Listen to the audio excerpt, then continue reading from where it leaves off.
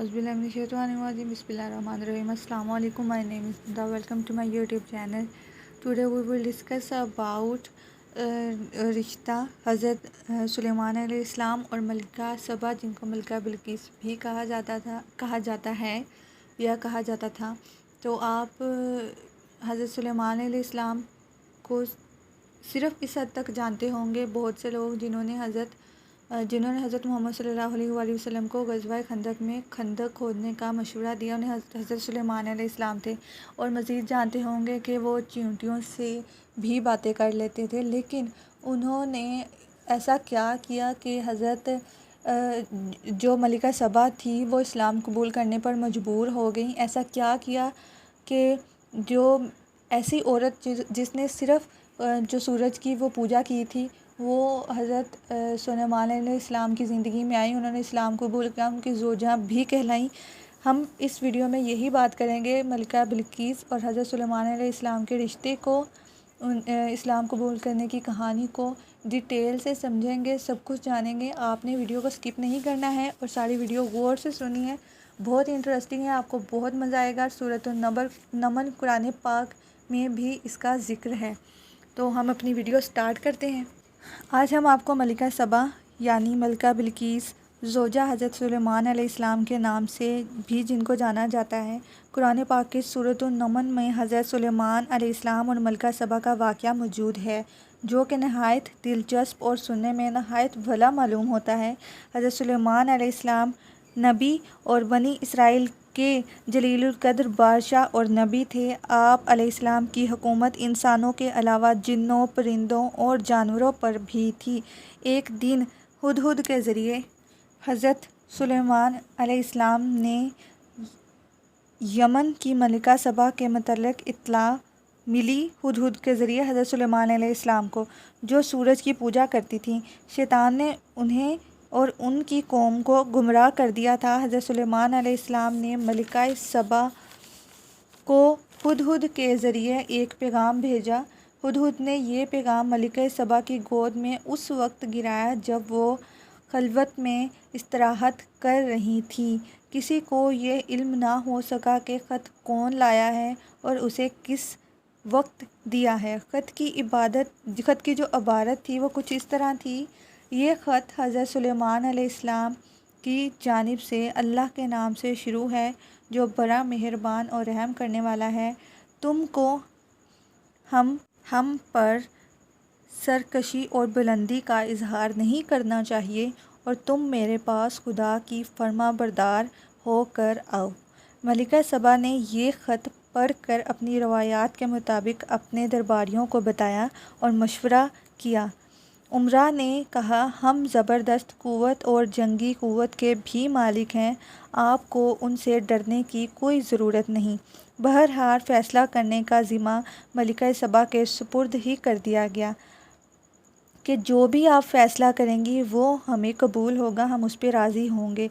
मलिका सबा अपनी क़ुव्वत व ताकत से बखूबी वाकिफ़ थीं, लेकिन हज़रत सुलेमान अलैहिस्सलाम ने ख़त जिस तरह उन तक पहुँचाया था, इसने मलिका को सोचने पर मजबूर कर दिया और इसने उजलत में कोई फ़ैसला ना किया। लेकिन बाद में इसने हज़रत सुलेमान अलैहिस्सलाम को चंद कासिदीन के हाथों तोहफ़े भिजवाए। ये तोहफ़े भिजवाने का एक मकसद ये भी था कि हज़रत सुलेमान अलैहिस्सलाम की क़ुव्वत व वहशत का दुरुस्त तरीके से अंदाज़ा लगाया जा सके। जब कासिदीन वहाँ गए और इन्होंने फरमाया कि तुम मेरी मालूमात जो मैंने तुम लोगों को दी थी, इनको बिल्कुल गलत समझ बैठे हो। ये किसने कहा था? हज़रत सुलेमान अलैहिस्सलाम ने। मेरे हुक्म की तामील की जाए और तुम इन तहाइफ को वापस ले जाओ। तुम इन तहाइफ से मुझे बहला फुसला नहीं सकते।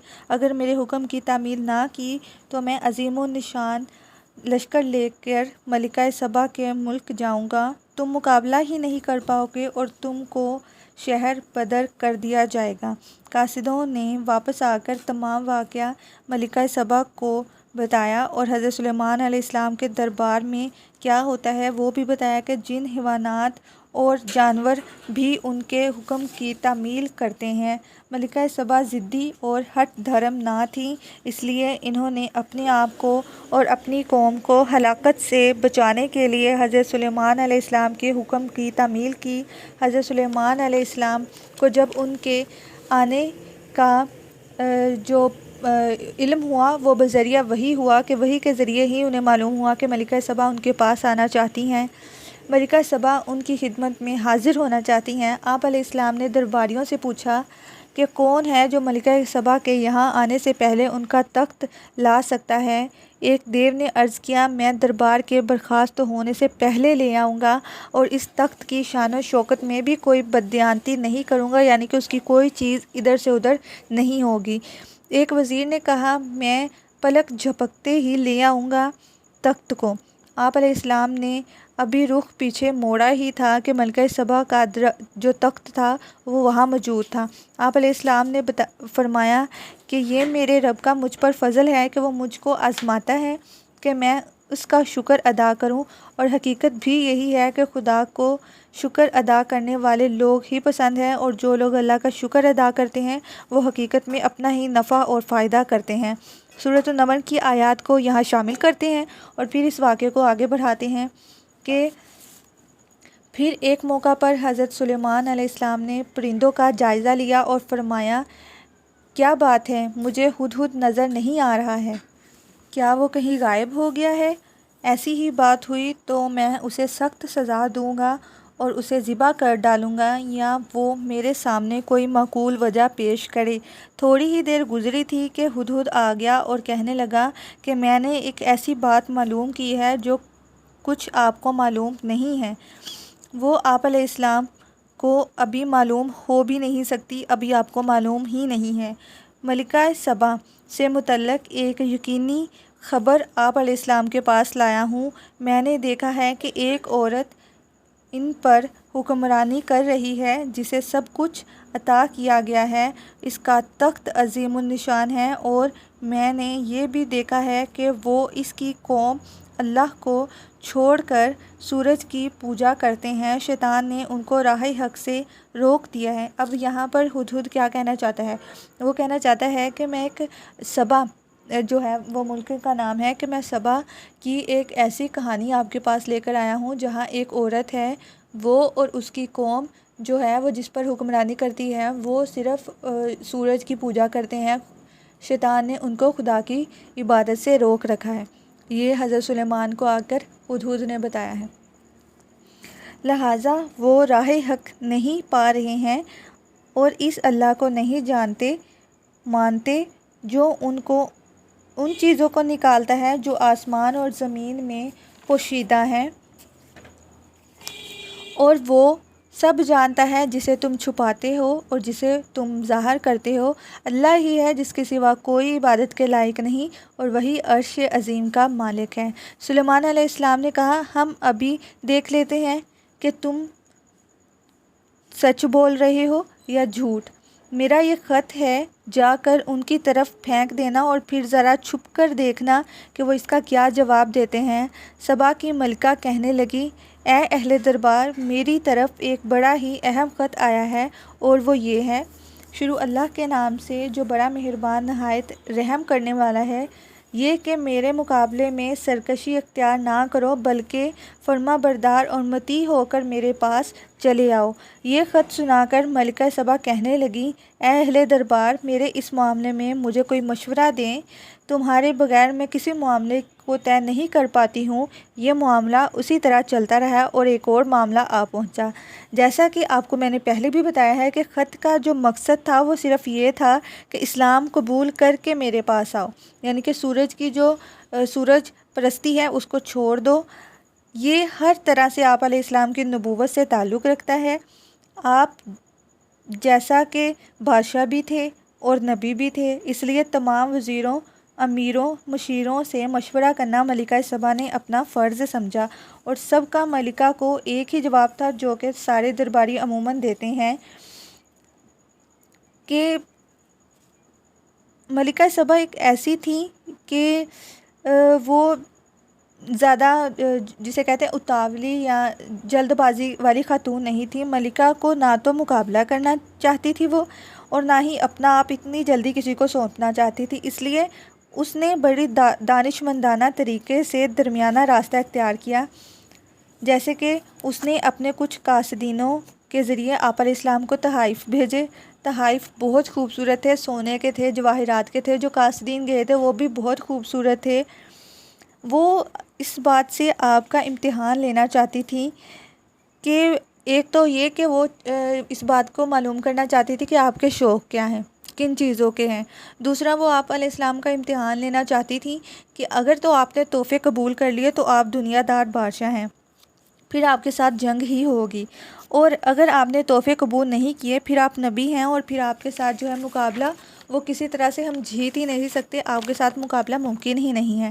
ہوا وہی، جب وہ سارے قاصدین جو تھے وہ حضرت سلیمان علیہ السلام کے پاس تحفے لے کر آئے تو آپ علیہ السلام نے انکار کر دیا اور کہا کہ یہ تحفے تحائف تمہیں ہی مبارک ہو، جتنی دولت تم لائے ہو اس سے کئی زیادہ پہلے سے میرے پاس موجود ہے، میں اس دولت کو نہیں رکھ سکتا۔ اور دو شرائط رکھی ان کے سامنے، یا تو مسلمان ہو کر آ جاؤ، یہ ملک تمہارے پاس ہی رہے گا کیونکہ مجھے زیادہ سلطنت اکٹھی کرنے کی ضرورت نہیں ہے، اور میں اللہ کا نبی ہوں اور مجھے کسی چیز کا لالچ بھی نہیں ہے، میں صرف شرک کا استحصال کرنا چاہتا ہوں کہ تم سب صرف ایک اللہ کی عبادت کرو اور سورج جو پرستی ہے اسے چھوڑ دو۔ دوسری جو شرط رکھی وہ تھا حملہ، اور اس کا یہ انہوں نے نتائج بتائے حضرت سلیمان علیہ السلام کے، جب حملہ ہوگا تو تم مقابلہ نہیں کر پاؤ گے، اور پھر جو حشر ہوگا اس کے تم خود ذمہ دار ہوگے۔ جو وفد آیا تھا، جو قاصدین آئے تھے، وہ ویسے ہی واپس چلے گئے، اور جا کر حضرت جو سلیمان علیہ السلام کی جو ساری بات تھی وہ انہوں نے جا کر ملکہ سبا کو بتائی۔ تب ملکہ سبا کو اس بات کا اندازہ ہوا کہ حضرت سلیمان علیہ السلام دنیا دار بادشاہ نہیں ہیں، وہ دولت اور خدا پرست جو کہتے ہیں خدا ترسی کرنے والے ایک بادشاہ ہیں۔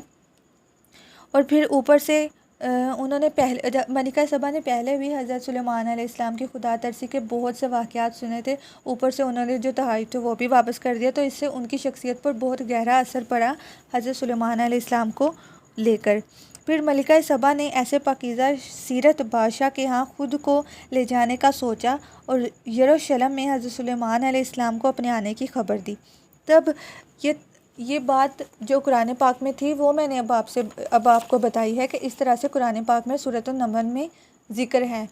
تو پھر جب حضرت سلیمان علیہ السلام کو ان کے آنے کی خبر ملی تو انہوں نے پھر درباریوں سے پوچھا تھا کہ بتاؤ کون وہ تخت لا سکتا تھا۔ پھر تب جس شخص نے وہ تخت پلک جھپکتے ہی وہاں لا کر رکھ دیا، اس کے بارے میں کئی طرح کے پھر سوالات اٹھتے ہیں، کئی طرح کے لوگ پھر کویسچن کرتے ہیں کہ آپ کو کیسے پتا کہ وہ کون تھا، کہ ایسا واقعی ہو سکتا ہے کہ کوئی ایسے پلک جھپکتے ہی کچھ لے کر آ جائے؟ ایسا ہو سکتا ہے، اگر آپ اللہ تعالیٰ پر یقین رکھتے ہو، اللہ تعالیٰ کو مانتے ہو، تو آپ اس بات کو بھی مانتے ہیں کہ ہماری جو زمین ہے وہ گول گول چکر کاٹ رہی ہے سورج کے گرد، پہلے گول گھومتی ہے اور پھر ایک چکر لگاتی ہے، تو وہ بھی اللہ تعالیٰ کی قدرت ہے۔ سب سیاروں کو چھوڑ کر صرف ایک زمین ہی ہے جس پر انسان رہ سکتا ہے، وہ بھی اللہ تعالیٰ کی قدرت ہے۔ اب وہ شخص کس طرح سے تخت کو اٹھا کر لایا اپنے وزن کے مطابق، یا کس طرح سے وہ قرآنی علم تھا، وہ دینی علم تھا، وہ کون سا علم تھا، یہ اللہ کو بہتر طریقے سے پتہ ہے۔ انسانی سوچ کے اعتبار سے یہ بہت اعلیٰ ترین بات ہے، انسان کی سوچ وہاں تک جا ہی نہیں سکتی جہاں سے اللہ تعالیٰ کی جو رحمت ہے وہ شروع ہوتی ہے۔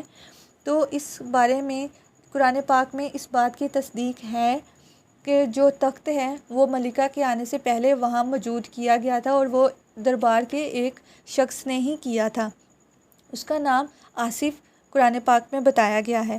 اگر آپ اس کو تفصیل سے اس واقعے کو پڑھیں گے تو آپ کو ساری سمجھ آ جائے گی کہ اگر قرآن پاک نے ہی اس کی تصدیق کر دی ہے تو اس میں کسی قسم کا کوئی بھی کویسچن جو ہے وہ باقی نہیں رہتا۔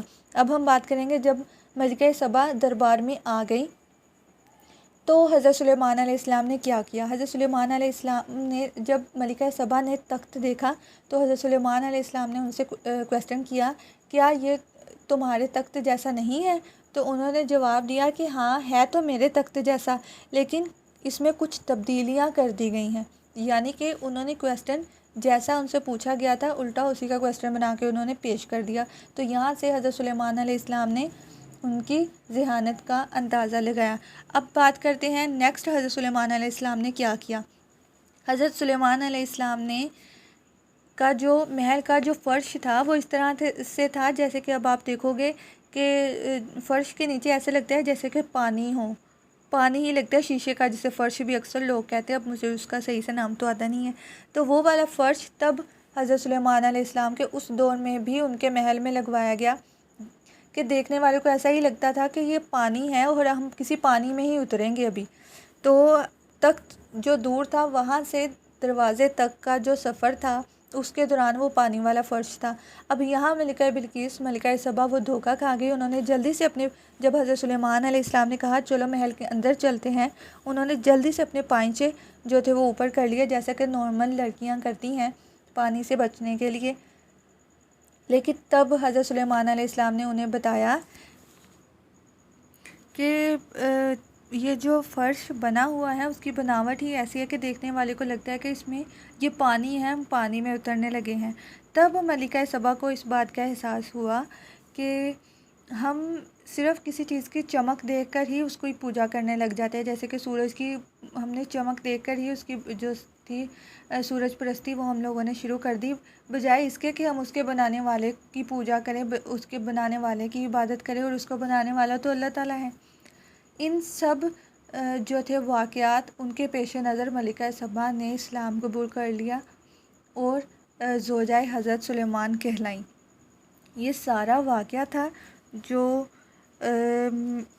حضرت سلیمان علیہ السلام اور ملکہ بلقیس کے متعلق تھا، جس کو کہ میں سمجھتی ہوں کہ سی ایس ایس اسپائرنٹ کو جاننا بہت ضروری ہے۔ اس طرح سے ان کی نالج میں ہی اضافہ ہوتا ہے، جس طرح ہم سی ایس ایس کے لیے ہی ہر چیز کی تہ تک جانا چاہتے ہیں، تو اسی طرح اسلام کی تہ تک جانے کے لیے بھی اس کا جاننا بہت ضروری ہے۔ اس سے کئی طرح کے جو ہمارے اختلاف ہیں وہ ختم ہوتے ہیں۔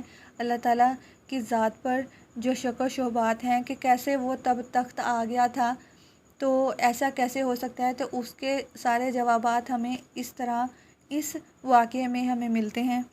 تو اسلام ایک ایسی چیز ہے جس میں کسی طرح کی کوئی غلطی کی گنجائش نہیں ہے۔